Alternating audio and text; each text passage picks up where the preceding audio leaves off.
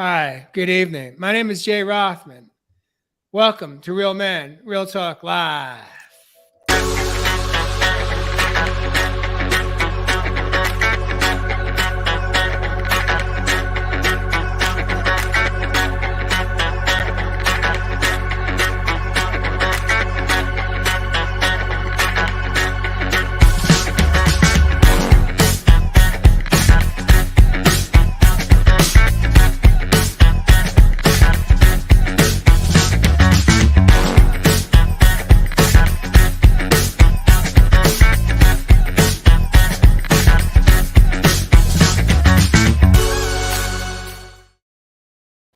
Welcome back to the show. Again, my name is Jay Rothman. I am the host of Real Men Real Talk Live. I am excited to introduce tonight my co-host. We have Everslove Heath, the man of the land from down under. He calls Australia home. Welcome to episode number 108. Everslove. 108 going in deep tonight, my brothers and sisters. Thanks for having me. We have we have Jeff Fasano coming in We from had Josh. Nashville, Tennessee. Welcome back, Jeff Fasano. Good evening, everyone. Josh has disappeared. Well, not for long. He's Into just doing some technical calibrations here as we wait for Josh to jump back in. Want to take a moment here to welcome our viewers and listeners. If you're joining us tonight, live streaming from Facebook, LinkedIn, and YouTube, welcome home to Real Men Real Talk Live.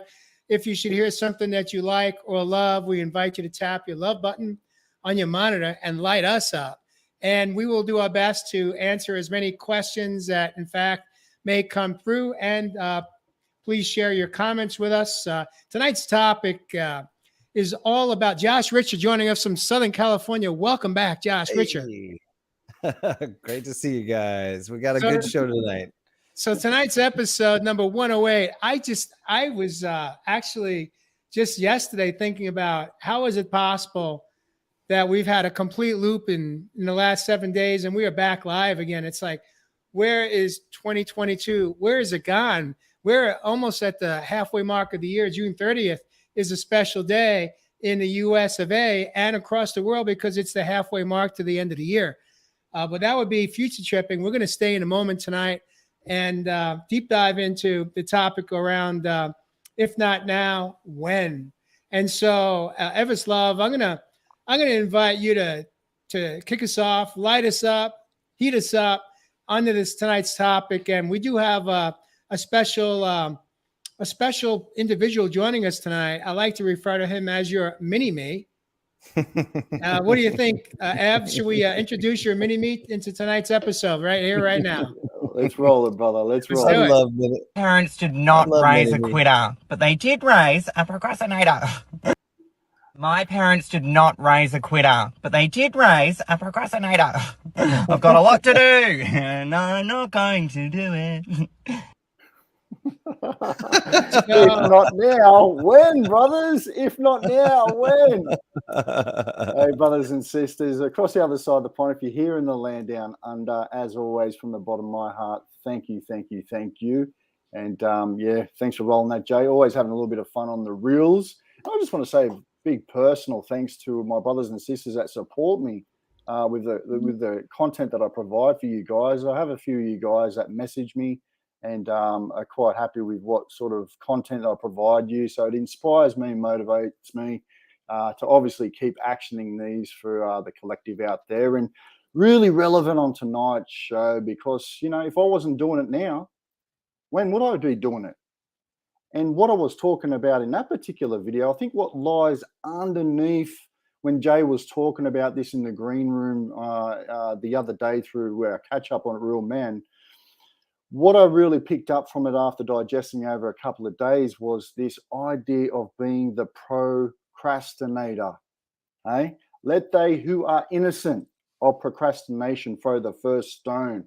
Remember this one, my brothers and sisters? And not a single stone was thrown. We've all done it. Whether it was sometime within our childhood, we didn't want to put those particular things away. We had a couple of chores to do, but we decided not to do that particular thing. Whether it was in university, we got strung with those particular assignments, those projects. Now we put it to the side And I'm going to get my brothers to keep repeating, if not now, when? Whether it was a relationship, we just felt that we had to leave. But brothers, If not now, when? whether it was my health, I had to get into the best shape of my life. It's winter here in the land down under. You guys are springing into summer. Brothers, if not now, when? I hate my shitty job, but you know what? For the last 10, 15, 20 years, I keep going on to my 9 to 5 and it becomes a routine. It's monotonous. I hate my life. Brothers, Ugh. If not now, if not now, when? brothers and sisters, procrastination is holding you guilty of it. And I think the biggest problem, like with procrastination, and particularly for me, is it was preventing me from living in my today. Let me say that again. My procrastination back in those, particularly those uni days, was preventing me from living in my today. So I want to really dive in deep tonight about what underlines why we don't do things now. Why we always say when. What is truly holding us back? Is it the programming? Is it the belief systems? Is it a couple of those things that I've mentioned at the start here? But I hope that's just a nice enough intro for my brothers to jump in and start pigtailing on the back of that, because we're going to be diving in deep. Show 108, if not now, when? I like the way you pronounce procrastinators. People are pro at this, Jeff. Are you a pro at procrastinating? Right.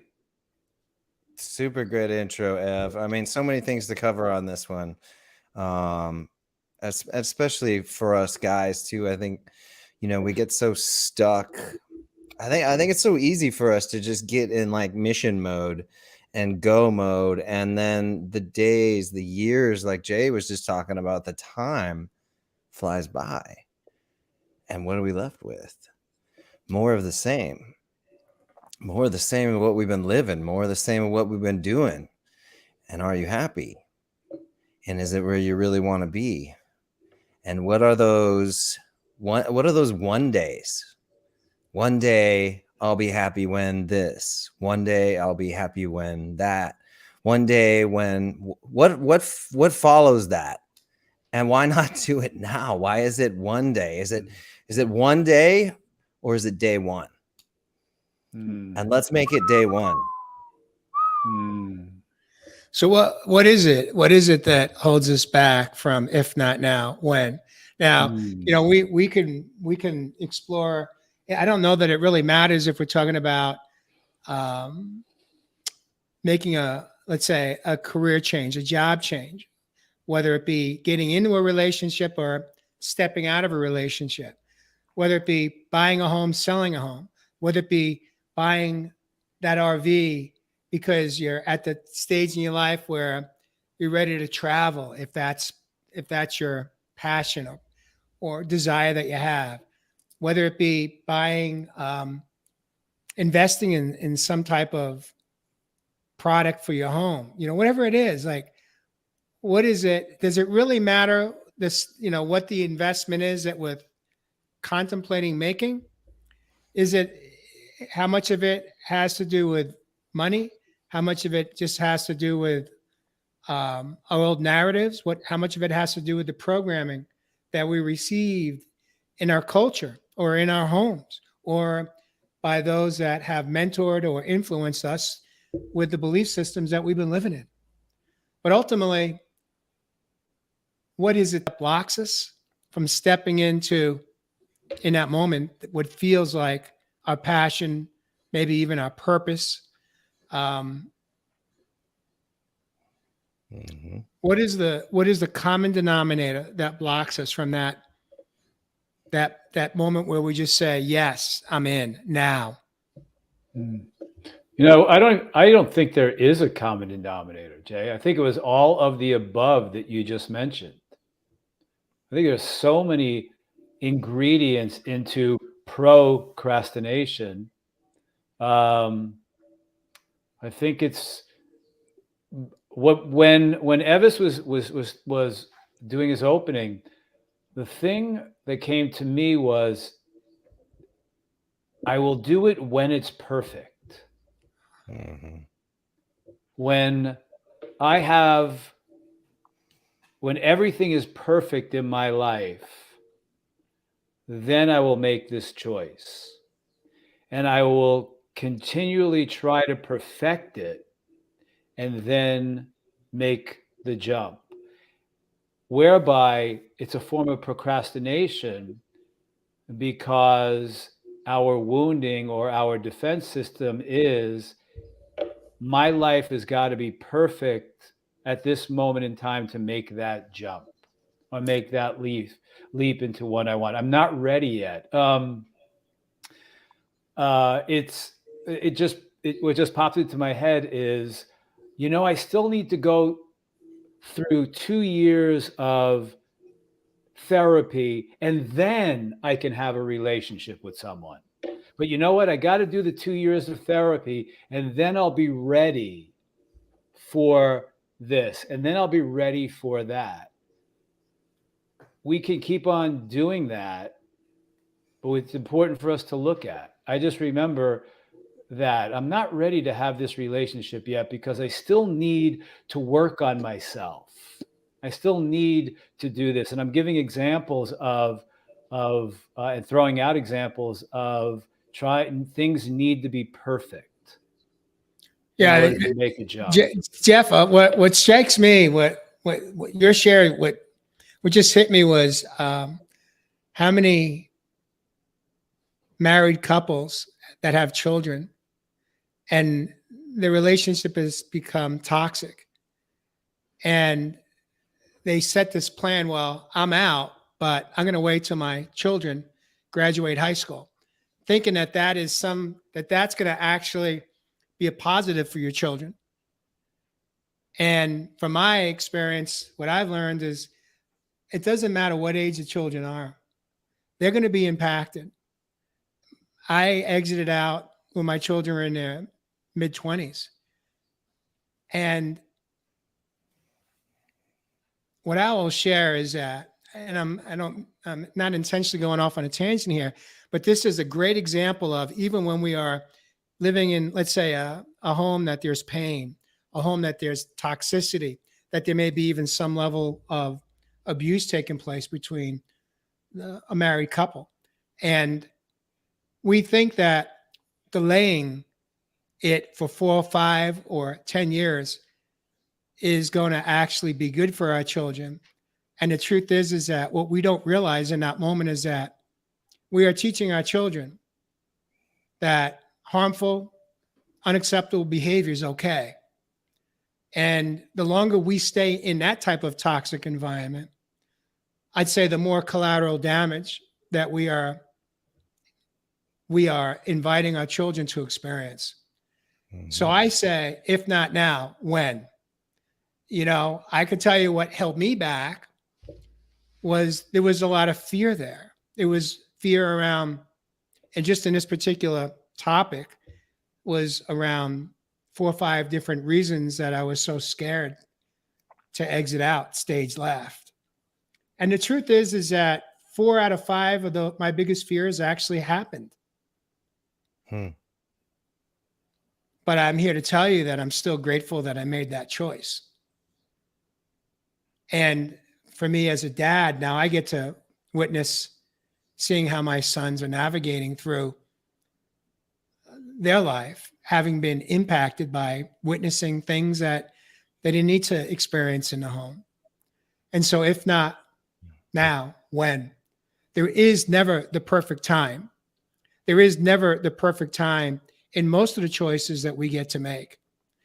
Another reason that I think we hold on, we procrastinate, we delay, is because we're fearful of judgment. We're fearful of the people that are in our inner circle, how they're going to judge us, whatever that decision is that we're contemplating, that we then turn into procrastination. And so these are just some ideas around shadows that keep us living in a state of paralysis or procrastination instead of taking care of our needs. Josh, you raised your hand about 5 minutes ago. Well, What do you got, brother? when myself and Jay, interrupted you.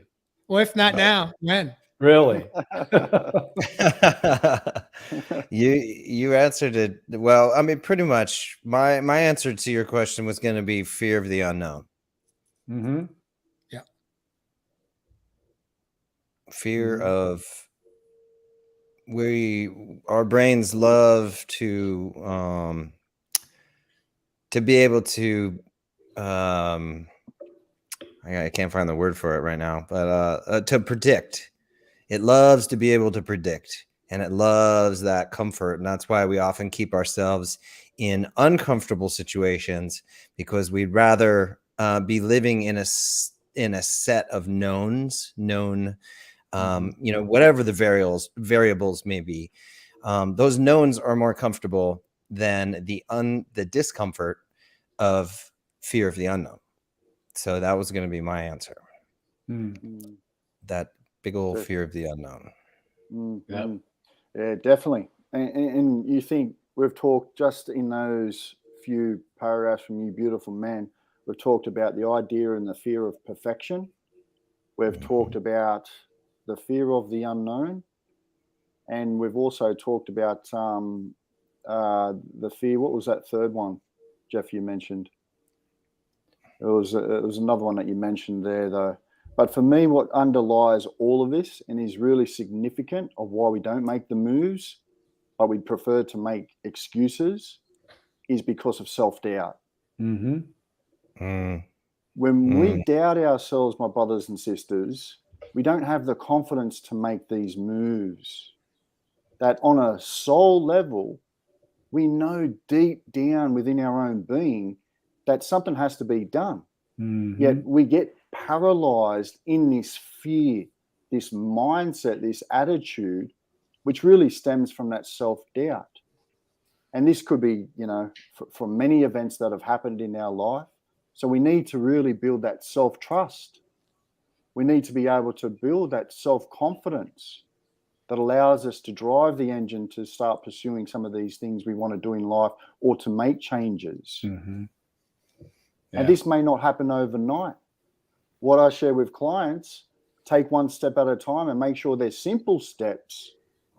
Could be something easy as doing something around the house. But make sure these small steps empower you bit by bit, and learn to celebrate each small step that you make. This is how you can build some self-trust. This is how you can build some self-confidence. And so when we start to build those sort of things, then we can take on these bigger obstacles, challenges that may come up in our life, to really be more decisive and move forward with confidence.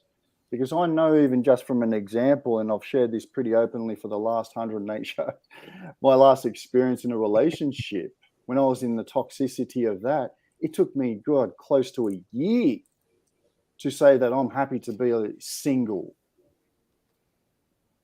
because I was walking around on eggshells, because of self-doubt.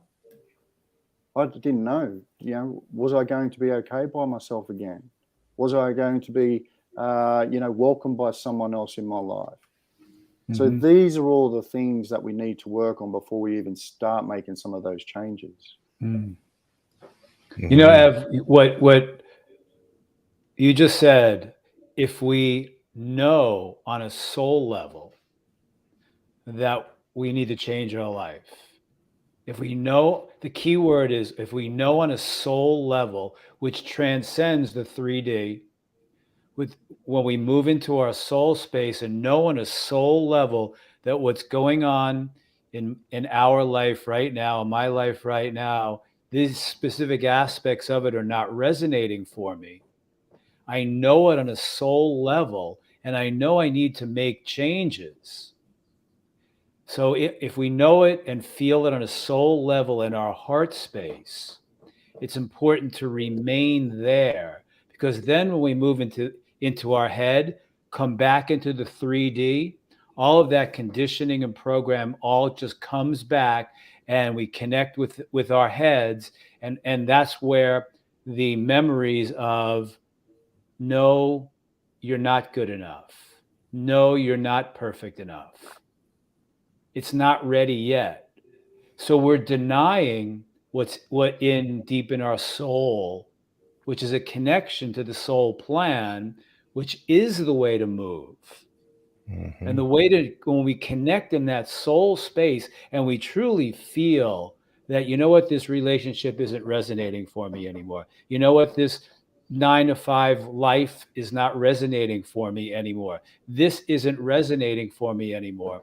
It's important to stay there and then move forward with that. And as I said, formulate some sort of plan. I hesitate to use that word based upon our conversation at our production meeting the other day, but formulate some sort of steps that we could make that will begin to build the resonance and the knowingness that's in our soul that will then transfer to the resonance outside of ourselves, because our soul always knows that we're safe and secure within ourselves.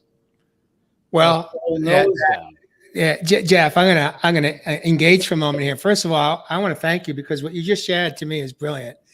It's really, here's the key though, is that if you haven't reconnected to your soul, and if you don't even know what that feels like or what that could be like, what that experience is all about, you're shit out of luck right now, dude.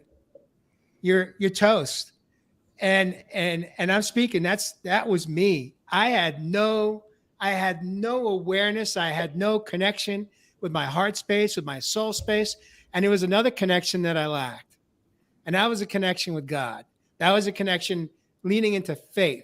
So for 54 years of my life, from the time I was born, truly, by the time my ego was developed by age, I suspect 6 or 7, when I got the rug pulled out from under me when I got traumatized in grade school.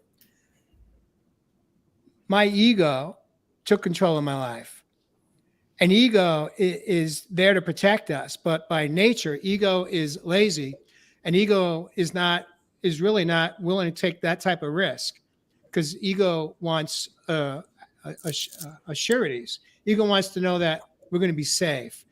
So really what it comes down to, what you just shared, Jeff, to break it down even one step further, is how can a relationship, whether it be God, whether it be faith in a universe, whatever your relationship is with something outside of yourself that's great, bigger or greater than you are, which for us, for me at least, is actually within me. What role can leaning into faith play in, if not now, when? Based on what you said, because if you don't have no idea what it feels like to tap into your soul, into yourself, then we're going to spend most of our time either living in ego space or allowing most of our choices to be made by our inner child. So from that standpoint, I want to invite you, Ev, to kind of expand upon what I just shared here. How can we embrace pivoting or shifting our relationship with ourselves so that we spend less time procrastinating, less time feeling paralyzed, less time feeling scared, less time trying to assess and kind of break down all of the things that can go wrong, so that we basically pigeonhole ourselves into this compartmentalized box where we do nothing. Yeah, and like I mentioned, brother, so much of this is building your own inner strength, brothers and sisters. You know, we really do have to build that self-trust. But coming from, just for a second here, on this more 3D level, we've built up some shitty habits or shitty behaviors by the time we get to our age. So we're going to have to reel back in how we've been behaving and acting. We're going to have to create more positive habitual behaviors, whatever you want to call them, that are going to allow you to act differently to create a different reality. Now, I've heard every excuses for people not wanting to change within their life, whether it's the kids, like you said at the start of the show, whether it's money, whether it's too cold, Ev, it's winter now, whether it's, I've heard every single excuse. And like you said there, Mr. Rothman, it's the ego. The ego is only going to keep you living in the past. Your thoughts are only of the past. So how can you now start bending time in the now to create this when that we're talking about? It's a new idea. We have to have a vision. You see, I had no idea that I was going to be on here online creating content, you know, for people worldwide and to be inspiring and motivating people on that level. But I had trust. I surrendered. There you go. Mm-hmm. There you go. And when I took that trust and surrendered to a divine source, to my ancestors and to those guides that lead me now on my little march, that's when stuff started to move, my brothers and sisters. And that is the inner journey. I love that. Go ahead, Josh. I was just gonna say I love that, Ev, and we hinted at it when we started talking in the production meeting, and Jeff, you hinted at it just a moment ago too, and I want to talk about that moment, right? The moment that we're fed up with the way things are, and we realize that we can take control of our future. And Jeff, you hinted at the word plan, and Ev, you hinted at focus, and that vision. Thank you, vision.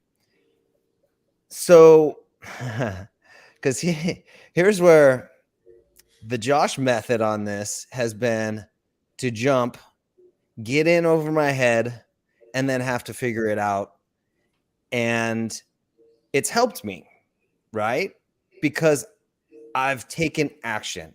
I've moved out of the old into some new and gotten into a place where now I have to figure it out.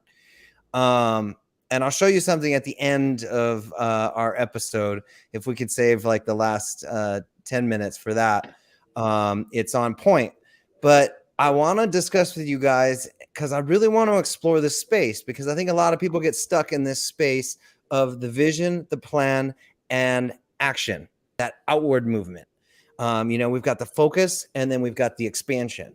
So at what point can we be so stuck in the vision and the plan that we are seeking perfection and therefore not taking action? Or at what point is just taking action dangerous and there needs to be some sort of plan? This convergence is a really important spot. Mm-hmm. So Christopher Peckham says, this is the Josh method. Can't learn how to swim until you jump in the water. There's your faith. That's kind of dangerous. Well, it is. Yeah, if you don't know how to swim, it could add a little bit more adrenaline. Jay, you just You said know what? You just said it right there, Jay. What's that? If you don't know how to swim, it could be dangerous. But you know what, Jeff? This is the true story, and my brother will back me up on this, but I remember it from fear. My mum at the swimming bars taught us how to swim by putting us out in the middle of those swimming bars on a landed area, and she said she swam back into where the shore was, and she said, "Swim to me." You figure it out, brothers and sisters. Wow. You figure it out. Yeah, my friend did that to me on the highest peak in Colorado skiing. He skied all the way down at the bottom and I was at the top, and it was like this. And he skis all the way down to the end of the bottom and I'm at the top, and I have never done this vertically. And he stood down there and he goes, "You have no other idea of how to get out of here. You've got to come down." And it was an exhilarating experience. Fortunately I was a good skier. So, but that's that thing. He just went down and he said, "You've got to navigate this right now." and when I got down to the end, I stopped and I went, whoa. And he goes, do you think I would have done that if I didn't know you were a good skier? Mm. Mhm. He believed it. He was trusting more in my ability as a skier to do that. And then he said, but now you can trust yourself. Beautiful. Mm. He was brilliant. My best friend Mike. He was brilliant, and because he goes, I had fear. I mean, it was a long way down, and it was vertical, and I'm talking major vertical. But that's the key, is he acted as a person holding the space for me, who knew my abilities as a skier more than I did, or trusted my abilities more than I did. I want to ask you, gentlemen, I want to shift gears here Beautiful. for a moment. Thank you for sharing that, Jeff. What role does the mindset play? And if not now, when? And what I mean by that is, how much does living in lack versus living in abundance? How much does living in embracing on a daily basis some simple mantras? One, for example, that really resonates with me is the one around yes, yes, yes, we have infinite possibilities. Yes, yes, yes, I have infinite possibilities. And part of what I'm really, Josh, I'm speaking to you right now because you're the brain man here, is that part of the biohacking of the brain, which is, of course, where the ego resides, is teaching, basically rewiring the brain and cutting the cords to our ancestors that may have, in fact, always played it safe. Mhm. Now, whether, again, it doesn't matter it doesn't matter what the topic is regarding, if not now, when. Like I said, it could be relationships, it could be career, it could be the next vacation, it could be the next investment, whatever it is. It could be the next relationship, it could be exiting out. But what can a tool be that we can use to rewire our brains so that we can kind of help nudge Mhm. ourselves from sitting in that state of procrastination? And for me, it's a setup question, because for me, what really shifted was when I leaned into learning how to trust and realizing that I no longer wanted to control all of my outcomes anymore. Mhm. I Mhm. didn't want to be 100% responsible for my outcomes. And then the only way for me to release that responsibility from myself so I could lose a lot of weight or release a lot of weight was I had to be willing to do some biohacking at the brain level. Josh, what's your experience with that, and how powerful can that be as a tool for those that I are stuck? I love that, Joe. I love your mantra, and my personal one. This is the reframing work that we talk about, and it's epically important, because otherwise, those stories, those tapes, those gifts that were handed to us that aren't ours, those ancestral stories, beliefs, I can't, I'm not good enough, I don't deserves, all of that it's not true. It's just plain not true. Weren't there things in your past that you thought you couldn't do that you surprised yourself? And that, Jay, is my mantra that I remind myself when I get into a situation where I'm at the precipice of something new, big, different, scary, unknown.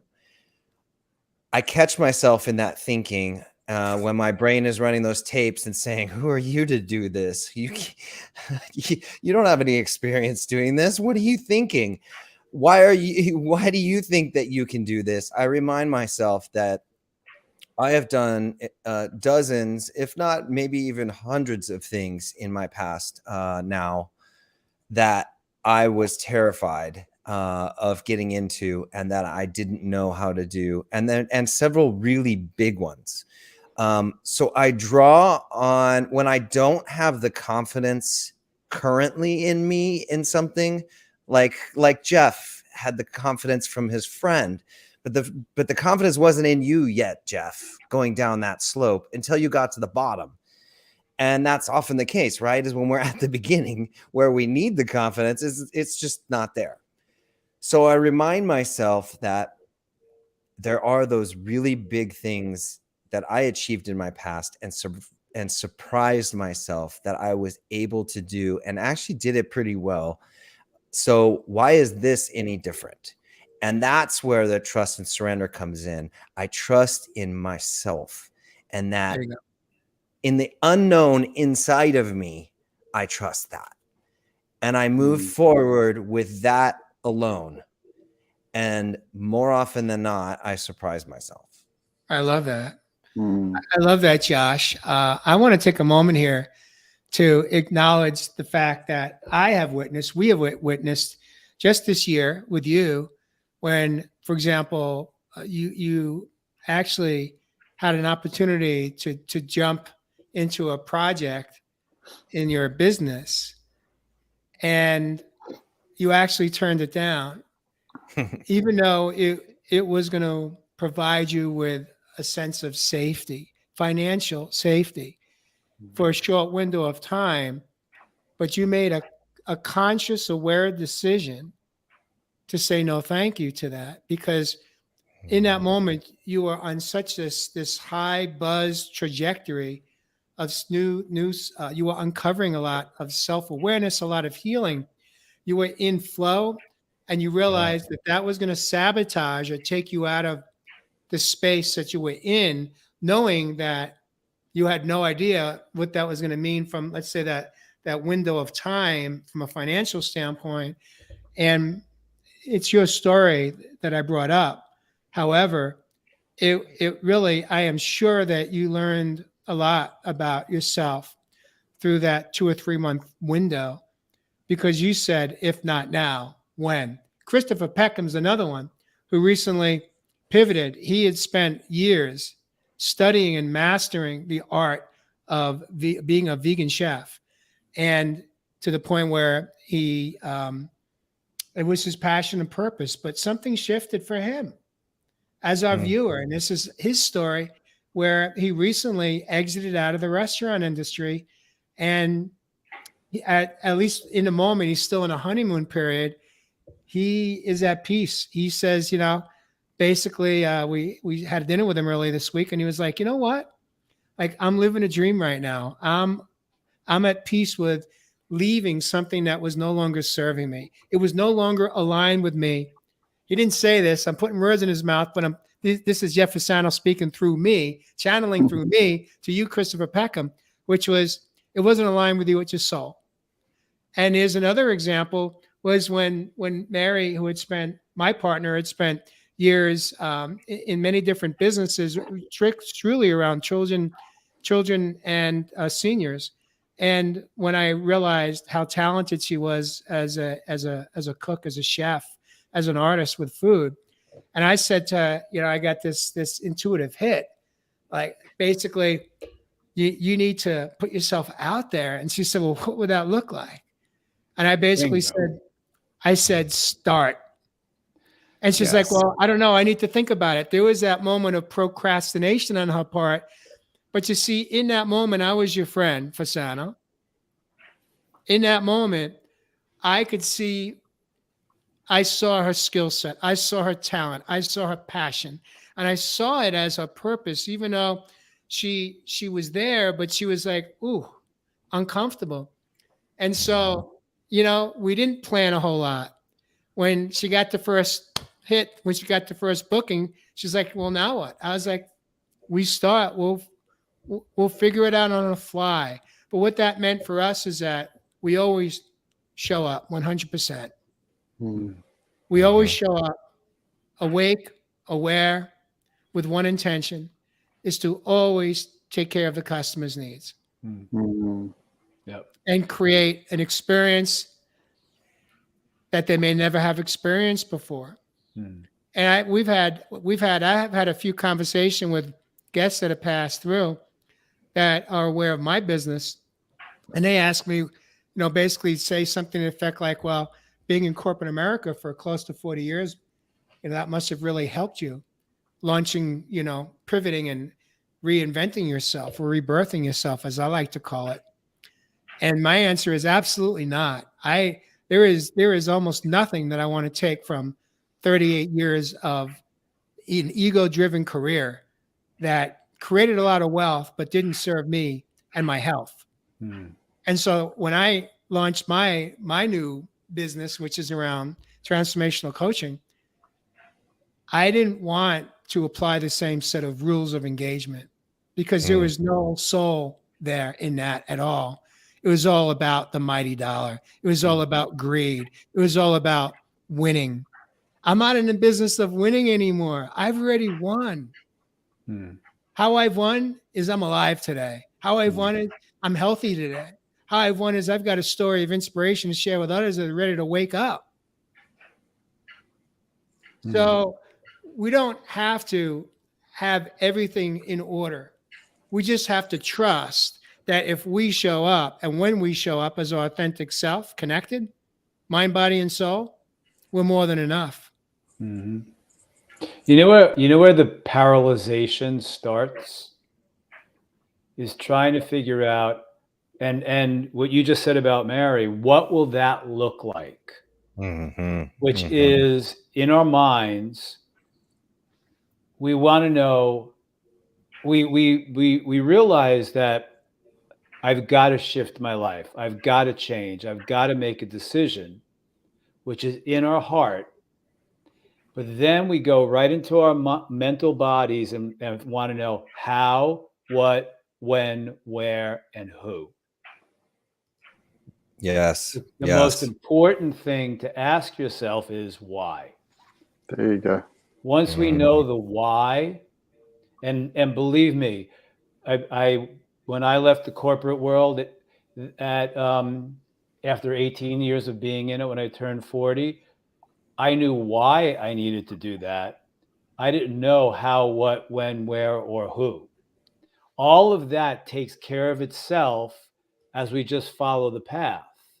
The who, the when, the where, the how, all comes in.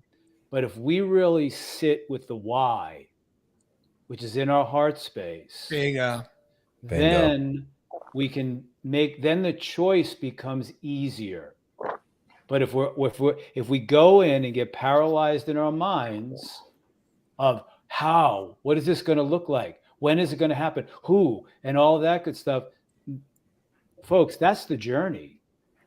The journey is, oh, wow, look who I met. Oh, wow, look at what happened. Oh, wow. And then after a while, you go, wow, I'm pretty good at all of this. All of that just falls in when we really solidify the why. Jeff, you nailed it. Nailed it. Ooh, I'm miserable in this relationship. I'm feeling awful in this job.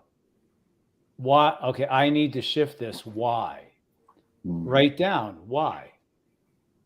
That will be the motivation to begin, as Ezra said, the vision. And then the steps will take care of it, because we have to solidify the why. And here's what's also very important. When I decided to leave the corporate world, I didn't just up and jump into the deep end. But I made the choice when I was 33 years old. I'm done with this. So energetically, I made the choice. I'm done. I'm shifting this. I'm moving out of this. And then I had the vision of moving out of it and took steps to when it manifests itself. So it's not that it has to manifest itself yesterday, tomorrow, or in a week. But what we need to do is make the choice energetically that will direct the universe outside of ourselves, that will allow us to take the steps to eventually leave that relationship, change that job. We've got to make the choice energetically within us that directs our will outside of ourselves. Once that does, then everything will correspond with that energetic choice that we've made inside of ourselves that, you know what, I'm done with this corporate world. And I know it, and I'm done. Beautiful. Everything else will take care of itself. You love that. Ev, what are you making of all this here? There's the show, the why, the why. The why. And I think also to back on that, Jeff, you know, like 100%, brother, it's all about that why. But the what? Yeah, what is it you want to change? Do you want to change about your life? You know, we're in such an amazing time where all these opportunities and options are presenting right in front of us, brothers and sisters. So like Jeff said, once you get clear with that why and that what, those steps just start unfolding. People start turning up. Take opportunities, open doors. All this miracle happens. No, it's because you decided to make the change, because you are creating your reality. Mm-hmm. Yep. So what I just heard you say, Ev, and I'm going to paraphrase you, is nobody knows your truth. Only you know your why. And even if we have, let's say, someone who's a heavy influencer in our life, it could be a parent, it could be a sibling, it could be a partner, and they think they know what's best for you. They don't. They think they know what's best for you, but they don't know what's best for you or I. And the reason being is that they literally are not you. They don't have your heart. They don't have your soul. They don't have your mind, body, and soul, period. And so when we are heavily influenced by somebody else's fear that they're projecting onto us, that blocks us some, if not now, when. Partly it comes back to either we're now engaged in their crazy making fear-based ideas or thoughts, or we're concerned about how they will judge us, or if we make this decision, will they still even love us? Now, it sounds silly, but this is reality. This is true. This is how it happens. I met a strange guy today. I was earlier at a farmer's market picking up some microgreens, and this guy looked like he was in his late 60s, maybe early 70s. And he just opened up and just started to share. Strangers just started to share things about the crazy making that's been going on in his life. And he actually shared what I picked up was it appears as though he's lacking a strong spine, meaning he's easily influenced and manipulated by women in his life. Doesn't that sound familiar, gentlemen? Anyone ever experienced that? Maybe a mom, maybe an ex-wife, a girlfriend, a sister, maybe. Who knows? But nobody knows. And I said to him, and I don't know whether he heard me or not because he was so busy in his head. I said something in effect to him like, when are you going to stop being concerned about what your daughter's telling you all the choices that you need to be making right now? Like, how does she know what's best for you? And when it wasn't his daughter, it was his ex-wife now. And I'm only bringing this up because how often as men do we get hoodwinked into being fearful of not making choices for ourselves because we're afraid of what our partner is going to think or how our partner is going to perceive us? I say it's time that without disrespect, but with respect and honor for yourself, have the confidence to show up and grow up. And know when it's okay to say, no, thank you. Thank you so much for sharing your perspective. But I know what I'm feeling is best for me right now. And I'm gonna take a leap of faith in this moment. And I'm gonna trust that right here, right now, this is the decision. This is the path that I'm going to choose. Thank you so much for sharing. So we could come from loving kindness, but it's also our responsibility as men and women to set loving boundaries with other people, not for them, but for us. Mm-hmm. I remember when I did that 19-day water fast back in September of 2018, when I first moved to Arizona. 98% of the people that were following my 19-day water fast, and my intention was to go 30, 98% of the people that were engaging in social media following my decision were snowplowing. They were sharing all their fears with me. Mm. And on a daily basis. And it was the first time in my life that I got to show up for myself in a very, very loving, kind way. And I just practiced each day. I got to practice saying the same thing. And the majority of these people are in Western medicine that were hitting me, pummeling me with all their fear-based, inaccurate worries and fears around my health. And all I said to each one of them was, thank you so much for sharing your perspective. I appreciate you. But you see, my why was strong enough, Jeff. I had a knowing. I knew why I stepped into that. And I had faith and trust that that time was not going to be the last breath I take. I knew it. And I knew that I was going to do some massive healing on medical conditions. And I had done my own research. I had done my own homework. Now, I didn't procrastinate either when I jumped into that 19-day water fast, which, by the way, Mary Kelly joined me on. I woke up one day and I just looked at Mary and I said, you know what? I'm ready. Today's the day. What do you think? She's like, sure, of course, let's do it. Now, we didn't jump into the deep end, Jeff, like you suggested. We don't do. We did just enough research to feel confident with our decision.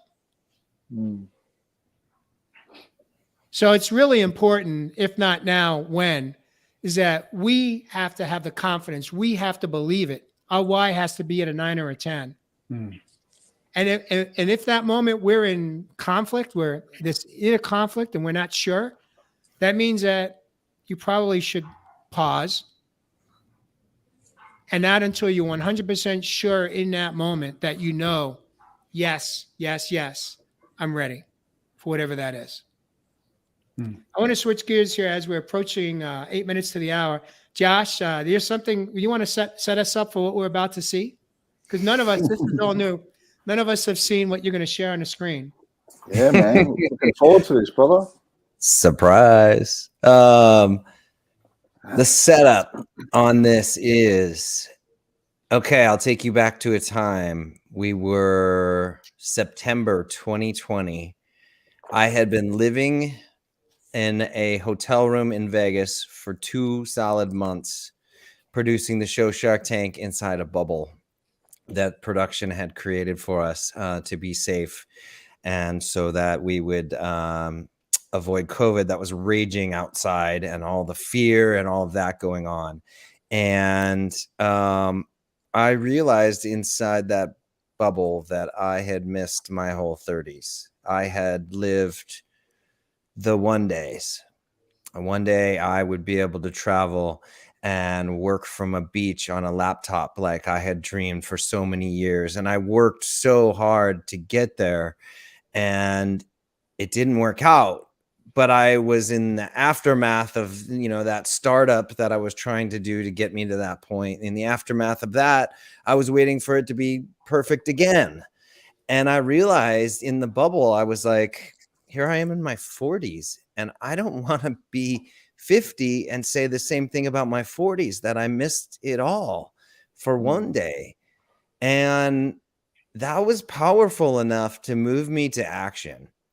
And this video, we're going to watch past me for a second, talking about launching this idea to go shoot my own documentary about the brain, and how terrified I was. and I'll show you this, and then I'm going to show you a quick teaser. It's not the trailer for the documentary, but what came out of that. And so I want to first show you the fear and the trepidation of me in the bubble speaking about doing this, launching this project. And then I'll come back. And a quick note for those of you who know that I ended up in Brazil instead of Bali, like you'll hear me talk about. It's the way these things go. You get the ball moving and things change, and you ebb and you flow and you move with it and you do what you do. So without further ado, and guys, chime in and tell me if you can't hear this. I don't know if we hadn't tested the tech on it yet. So, but I'm going to share. Jay, text me if you can't hear it and I'll stop it.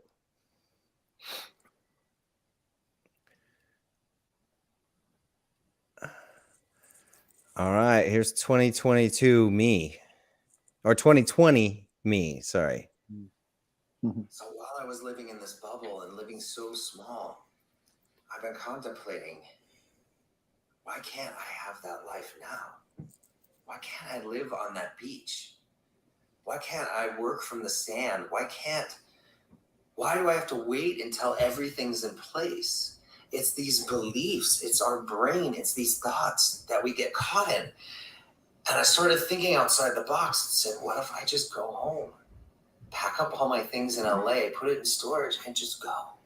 So I'm moving to Bali, and I'm so excited about it. I don't know what my future is going to be like.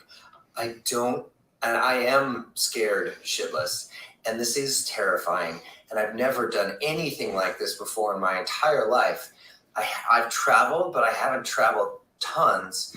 And I've certainly never lived in another country. I don't even know how this is going to work out, but I'm going to figure it out. And it's not perfect, and it's not ideal. And we are in the middle of a pandemic, and I don't know how this is going to be. And I don't even know if I can go, but you have to start. And I felt so free for the first time in well over a decade. I haven't done anything for me. And this is for me. And this is something that I want and that I've wanted for a very, very long time. So I'm going to make it happen now. After my zany experience inside a hotel for 2 months, I'm going to break free. And I'm just going to go home and pack it all up and leave. So thank you for joining me. And I can't wait to see what's going to happen. So this is the beginning. This is the start of something new and a grand adventure that I have no clue how this is going to work out. I'm leaning into trust and surrender, and I'm giving myself the gift of freedom and what I've always wanted. What I've always wanted. And here is a quick teaser on what I gave myself.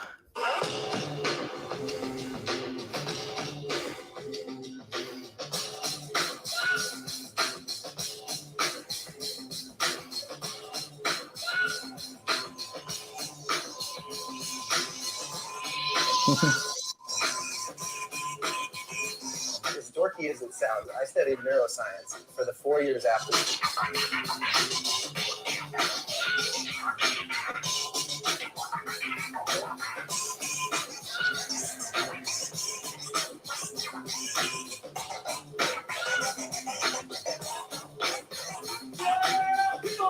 Do our perceptions of reality make us superhuman or super bummed out?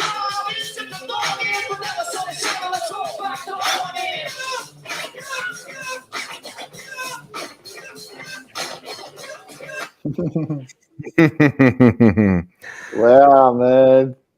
So there's the gift I gave myself. What was your why, Josh?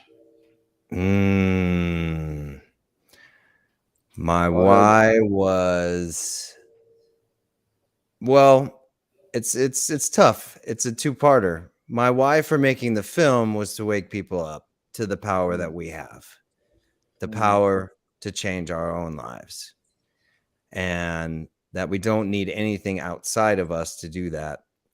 It's everything we talk about on the show. And that's my why for being here on the show week after week after week and sharing this beautiful space with you guys. My why for choosing another country was because I've always wanted to live in another country and experience that freedom. What was the why, Josh? In that piece, you said, I'm going to give me what I want for the first time. What was your why there? The why there was to live and work on a beach. The brother keeps saying it. It's freedom. It's freedom, brothers and sisters. That's the why. Yeah. We want to be free. Yeah. Free to do whatever we want to do. Could the why have been, I'm sick and tired of being sick and tired of taking care of everybody else? That's another show. Fasano.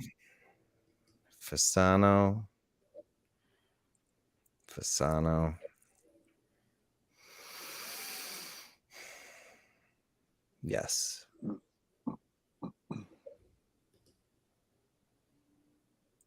Yeah. Yeah. Thank you, Jeff. It was time for me.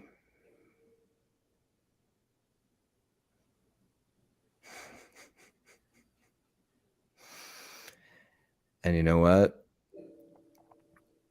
I'm going to swear here because it was a fucking blast.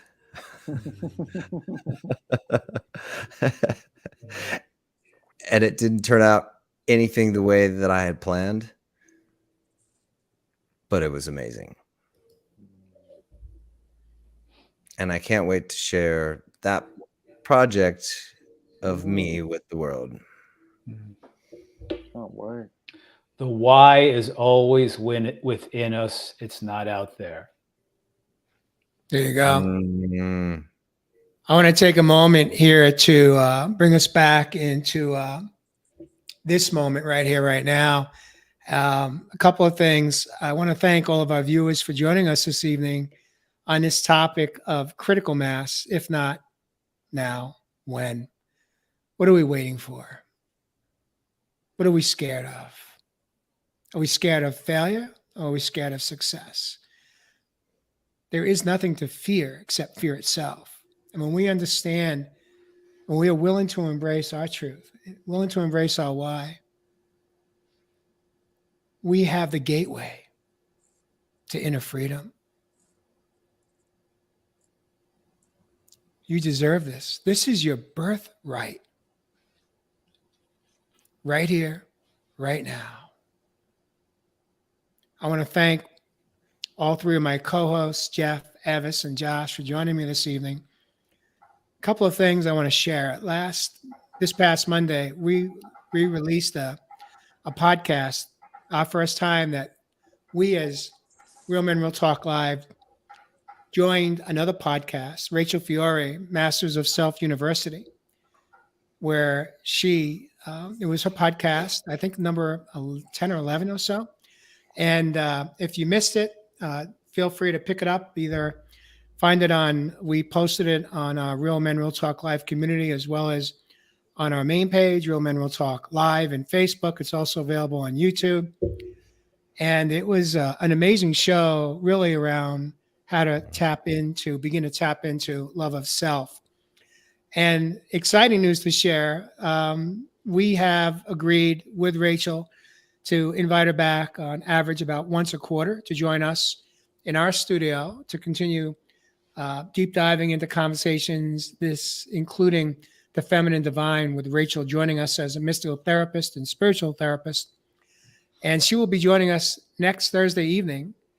We have, I believe we've landed on a topic today Mhm. The topic is all around how to change, how to improve our level of communication with other people, whether it be a family member, a partner, a friend, how to communicate at a higher level where it's going to be a powerful show. It's next Thursday evening.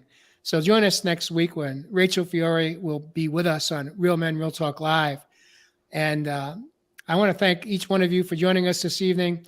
Viewers, if you enjoyed tonight's show, please share it out on your social media page. We appreciate your support. We appreciate you showing up week after week.